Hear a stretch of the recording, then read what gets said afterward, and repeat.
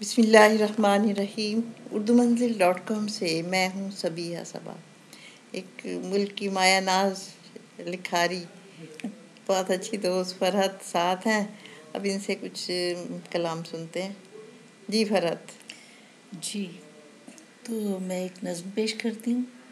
حالانکہ میں غزلیں زیادہ لکھی ہیں لیکن زبانی اب یاد نہیں ہے، جو یاد آ رہا ہے وہ سنا دیتی ہوں۔ جی ہاں، اس نظم کا عنوان ہے تلاش رائے گاں۔ تلاش رائے گاں۔ ازل سے ابن آدم کیوں تلاش اپنی میں کرتا ہے؟ ازل سے ابن آدم کیوں تلاش اپنی میں کرتا ہے؟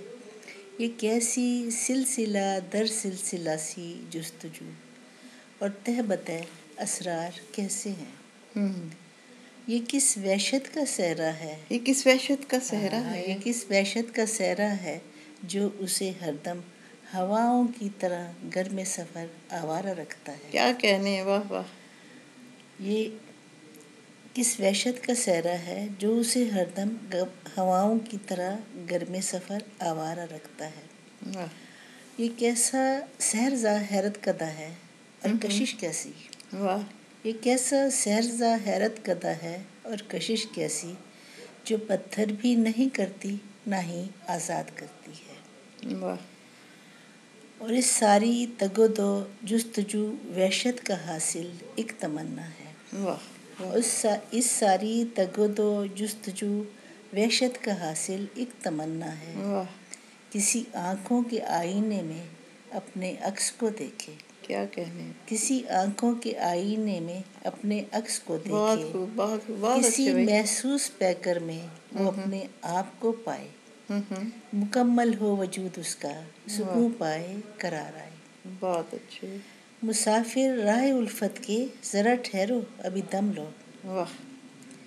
مسافر راہ الفت کے ابھی ٹھہرو ذرا دم لو، نہ جھانکو میری آنکھوں میں، بہت اچھا۔ نہ جھانکو میری آنکھوں میں، نہ کچھ بھی دیکھ پاؤ گے۔ واہ واہ واہ۔ یہ آئینے ہے زنگاری، نہیں اترے گا عکس ان میں۔ واہ۔ کسی کو مل بھی پایا ہے جو پیکر تھا تخیل میں؟ بہت خوب بھائی، بہت خوب۔ کسی کو مل بھی پایا ہے جو پیکر تھا تخیل میں؟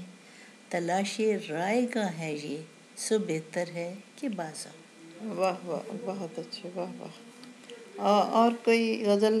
ہاں، غزل بھی سنا دوں گی، تو آج میں شاعری سناتی رہوں گی۔ ہاں، شاعری سنائیں تو اچھی بات ہے نا۔ اچھی بات ہے۔ وہ تو آپ منوا چکی ہیں۔ حالانکہ میں افسانہ نگار ہوں۔ افسانہ نگار، وہ تو آپ اپنی حیثیت کو بہت پہلے سے منوا چکی ہیں اور سب مانتے ہیں۔ جو نہیں پڑھتے وہ نہیں مانتے، باقی جو پڑھے لکھے لوگ ہیں وہ آپ کی اس کی قدر بھی کرتے ہیں اور آپ کو پہچانتے ہیں کہ آپ کتنا آپ نے کام کیا اس شعبے میں۔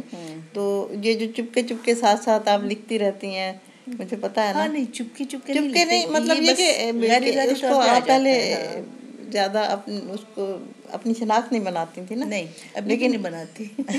ابھی کیوں نہیں بناتی؟ ایسے ہی مجھے لگتا ہے کہ جب میں اپنے ارادے سے سوچ سمجھ کے اور محنت کروں گی نا، یہ بغیر محنت کے ہوتا ہے نا، ایسے ذہن میں آ جاتا ہے۔ تو یہ تو اللہ کی عطا، بہت ساری چیزیں بغیر محنت کے مل جاتی ہیں۔ ہاں، بس اصل میں میرا کمپلیکس یہ ہے کہ محنت کے بغیر لکھا ہے تو پتہ نہیں محنت کر کے اور اچھا لکھ سکوں۔ نہیں، وہ بھی صحیح ہے، یہ بھی صحیح ہے۔ جی ارشاد۔ ہاں، تو کون سی غزل سنا؟ یہ بھی میں بتاؤں؟ آپ کی مرضی پہ چھوڑ دیا۔ نہیں، اصل میں دیکھو نا، میں نے لکھا بھی، پیپر بھی بہت کم لکھا ہے شاعری کو، اپنی یادداشت میں ہی رکھا ہے۔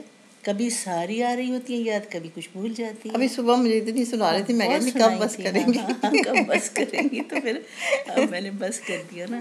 مجھے یاد آ جائے گی تو سنا دیتی ہوں۔ نہیں، میں بڑی فرمائش کر رہی تھی آپ سے، بڑی مشکل سے سننا پڑتا ہے۔ نہیں، ایسے ہی تھوڑے بہت، ایسی کوئی بات نہیں۔ اصل میں مجھے ایسی بڑی شاعرہ کے سامنے، عالمی شہرت والی، جو پیدائشی شاعرہ، ہاں، تو پھر اس کے سامنے تو تھوڑا کمپلیکس ہوتا ہی ہے۔ کریں ہم ایک دوسرے کی تعریف کرتے ہیں۔ نہیں، تعریف کرنے کی بات نہیں ہے۔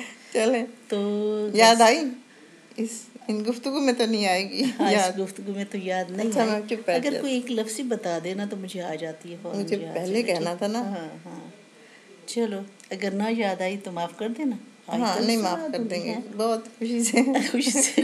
لیکن پھر کرتے کرتے پھر وہ ایک دم یاد آ جائے گی، تو پھر دوبارہ سنا دیجیے گا، ٹھیک ہے؟ ہاں، چلو ٹھیک، گھر کی بات ہے۔ ہاں، گھر کی بات ہے، ٹھیک، چلیں، ٹھیک ہے، اوکے۔ ہاں جی، بس نہیں سنا رہی نا گھر کی بات جو ہے. ارے مجھے پتہ ہے ابھی اٹھوں گی تو 20 غزلیں یاد آ جائیں گی، لیکن ابھی بند کر دوں؟ ہاں کر دو.